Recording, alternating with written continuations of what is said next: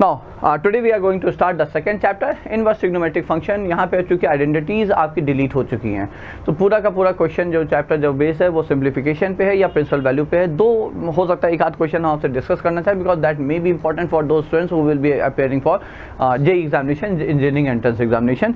ठीक है, बट जो फोकस रहेगा वो प्रिंसिपल वैल्यूज और जो सिंप्लीफिकेशन ऑफ द फंक्शन है, इनवर्स ट्रिग्नोमेट्रिक फंक्शन है। देखिए पहला क्वेश्चन है the value of sine inverse of cos of 3π/5। तो फंक्शन है आपका sine inverse of cos of 3π/5। हमें ये पता है π/5 13π/5 आई एम सॉरी या देखिए हमें क्या पता है, हमें ये पता है sign inverse of sine x क्या होता है बच्चों। यही आपका सिंपलेस्ट फॉर्म में x हो सकता है बट उसके लिए याद रखना x जो है आपका -π/2 से π/2 होना चाहिए। इसी तरह से हमें यह भी पता होना चाहिए कि cos inverse of cos x भी x होगा। बट देन अगेन जब x जो है cos इनवर्स की रेंज में होगा जो कि है 0 से π, ये दो चीज़ें आप बिल्कुल याद रखेंगे बच्चों। ठीक है, you can't afford to miss it. ऊपर हो जाओ भाई, right.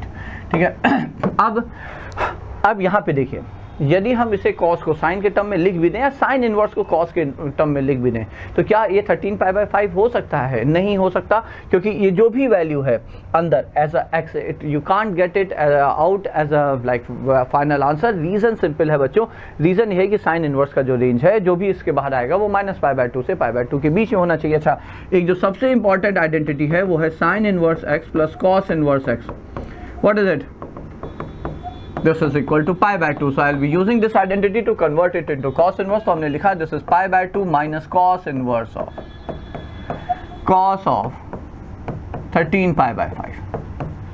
Now as I said, क्या ये 13π/5 बाहर आ सकता है? cos inverse of cos x, x सिर्फ तभी होगा जब x आपका 0 से π है, ये π से बड़ा है। ठीक है, अब इसे आपको उस रेंज में लाना है तो आप क्या करेंगे, आप देखिए आइडेंटिटी 10th क्लास की आइडेंटिटीज़ का 11th क्लास है सॉरी की आइडेंटिटीज़ का प्रयोग करें। हमें पता है cos 2π plus theta is same as theta, तो आप इसे लिख सकते हैं 2π प्लस 3π/5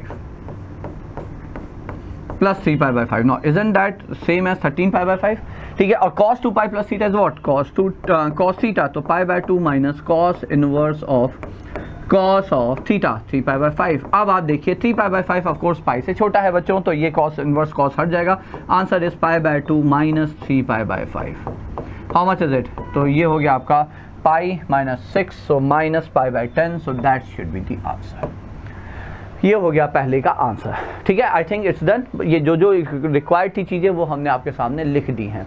एक चीज़ और जो आपके 11th क्लास की ट्रिग्नोमेट्री से था वो था cos of 2π plus theta is same as cos theta बच्चों। ओके, अब आते हैं जल्दी से सेकंड पे। देखिए सेकंड जो आपका क्वेश्चन है उसमें आपको वैल्यूज ये सिंपल है। क्यों? क्योंकि cot inverse of √3 is how much? तो आपको पहले सोचना है कि भैया √3 cot कब देता है। चलिए यदि इसमें भी किसी को समस्या है तो एक चीज़ हम बता देते हैं, how to find it. cot inverse of √3 आपने इसे p मान लिया, cot इनवर्स उठा के उधर ले गए तो ये हो गया cot of p is equal to √3। ठीक है, अब आप सोचिए कि ट्रिग्नोमेट्रिक टेबल 10th क्लास, ऐसा कौन सा एंगल है जिसके लिए cot p आपका √3 आ जाए? तो उल्टा भी सोच सकते हैं, tan इसका रेसिप्रोकल होता है, तो tan p 1/√3 तो 30 डिग्री है। तो यहाँ से आपको देखिए आ गया p is what? p is π/6। So cot inverse of √3 which is p is π/6। ठीक है, तो ये आंसर आया आपका। So what was that? Just let me cot of π/2 minus, so it's therefore cot of π/2 minus 2 into π/6, so it's π/3। तो ये हो गया cot ऑफ 90 minus 60 is 30 again π/6 and this is nothing but √3। that's it, okay, so that's it। अच्छा, एक चीज़ ये भी कर सकते हैं, पता है नहीं वो नहीं कर पाते क्योंकि ये 2 नहीं होता तो हम इसे tan में कन्वर्ट कर सकते थे डायरेक्ट बच्चों। खैर anyways, so that's it. So those were the starting 2 questions on inverse trigonometric function बच्चों।